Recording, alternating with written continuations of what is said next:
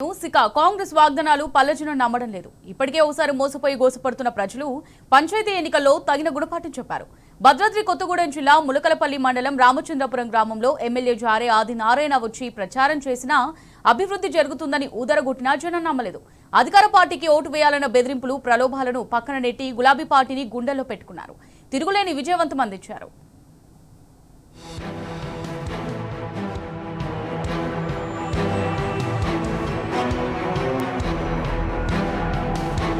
గ్రామ పంచాయతీ ఎన్నికల్లో విజయం సాధించాలనే ఆశతో అధికార కాంగ్రెస్ అనేక అరాచకాలకు పాల్పడింది. బెదిరింపులు, ప్రలోభాలు, పోలీసుల ఒత్తిడి ఇలా సామధాన భేద దండోపాయాలను ప్రయోగించింది. భద్రాద్రి కొత్తగూడెం జిల్లా ములకలపల్లి మండలం రామచంద్రాపురం గ్రామంలో కూడా ఇలాంటి పరిస్థితులే కనిపించాయి. సాక్షాత్తు అశ్వరావుపేట ఎమ్మెల్యే జారే ఆదినారాయణ సోదరి పోటీ చేసిన ప్రజలు ఓడించి తగిన గుణపాఠం చెప్పారు. జారే ఆదినారాయణ వచ్చి ప్రచారం చేశారు. గ్రామాన్ని అభివృద్ధి చేస్తానన్నారు. ఊళ్ళో అందరికీ ఇందిరమ్మ ఇళ్లు ఇస్తానన్నారు. 2 కోట్ల నిధులు కేటాయిస్తానని హామీ కూడా ఇచ్చారు. కానీ గతంలో ఇచ్చిన హామీలే అమలు చేయని రేవంత్ రెడ్డి ప్రభుత్వాన్ని చూసిన రామచంద్రాపురం ప్రజలు ఈసారి మోసపోలేదు. ఓటమితో కాంగ్రెస్ కు బుద్ధి చెప్పారు.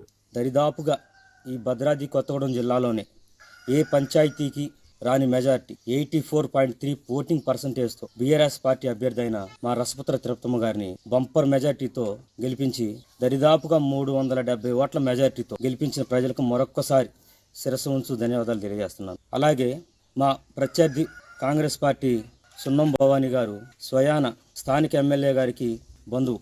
ఆ కారణంతోనే ఎమ్మెల్యే గారు గ్రామంలో ప్రచారం చేసి గ్రామానికి దరిదాపుగా 3 నుంచి 4 కోట్ల రూపాయలు నిధులిస్తాను, 2వ విడతలో ఫైల్ట్ గ్రామం రామచంద్రపురం పంచాయతీ చేసి అందరికి ఇందిరమ్మళ్ళు ఇస్తాను.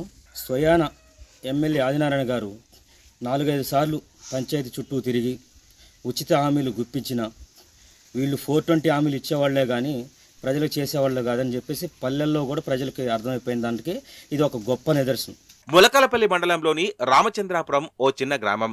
792 మంది ఓటర్లు, సుమారు 1500 మంది జనాభా ఉన్న పంచాయతీ.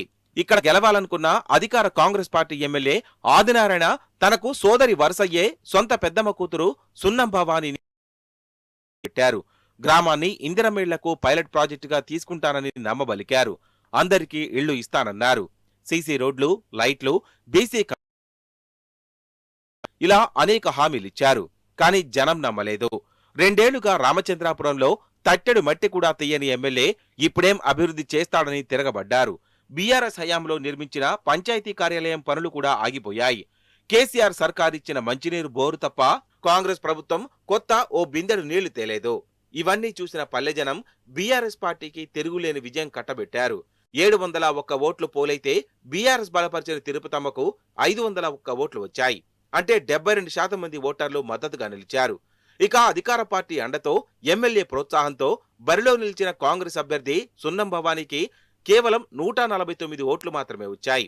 మొత్తం 8 వార్డులకు 5 వార్డులు బీఆర్ఎస్ గెలిచింది. సర్పంచ్, ఉప సర్పంచ్ కూడా గులాబీ పార్టీ ఖాతాలో పడ్డాయి. ఎక్కువ మెజారిటీతో గెలిచాము. గతంలో కేసీఆర్ మంచి పనుల వల్ల మాకు ప్రజలు ఎక్కువ మెజారిటీ ఓటేసి మమ్మల్ని గెలిపించారు. ప్రజలు మా మీద పెట్టుకున్న నమ్మకాన్ని మేము కాపాడుకుంటాము. ఇప్పుడు కేసీఆర్ గారు చేసిన పనుల వల్ల ఆ పనులు ఏంటి మంచి పనులు మేము కూడా చేస్తామని నమ్మకంతో మమ్మల్ని నిలబెట్టారు. అశ్వరావుపేటలోని రామచంద్రాపురం గ్రామం ఒక ఉదాహరణ మాత్రమే. ఇలాంటి గ్రామాలు అనేకమున్నాయి. మంత్రుల నియోజకవర్గాల్లోనూ బీఆర్ఎస్ తన బలం చాటుకుంది. రెవెన్యూ శాఖ మంత్రి పొంగులేటి శ్రీనివాసరెడ్డి ప్రాతినిధ్యం వహిస్తున్న పాలేరు నియోజకవర్గంలో మెజారిటీ మేజర్ గ్రామ పంచాయతీలను బీఆర్ఎస్ ఊడ్చిపడేసింది. రాజేశ్వరపురంలో 367 ఓట్ల మెజారిటీతో గులాబీ పార్టీ బలపరిచిన ఉమ్మడి అభ్యర్థి దండా రంగయ్య విజయ డంకా మోగించారు. మొత్తం 12 వార్డులకు గాను 9 వార్డులను బీఆర్ఎస్ కైవసం చేసుకుంది.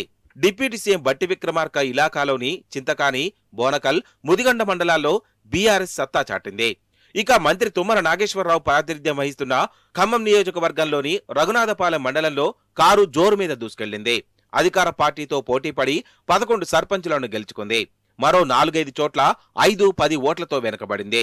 2 ఏళ్ల అసమర్థ పాలన మీద కసిగా ఉన్న పల్లెజనం సమయం చూసి కాంగ్రెస్ కు కర్రు కాల్చి వాత పెట్టారు.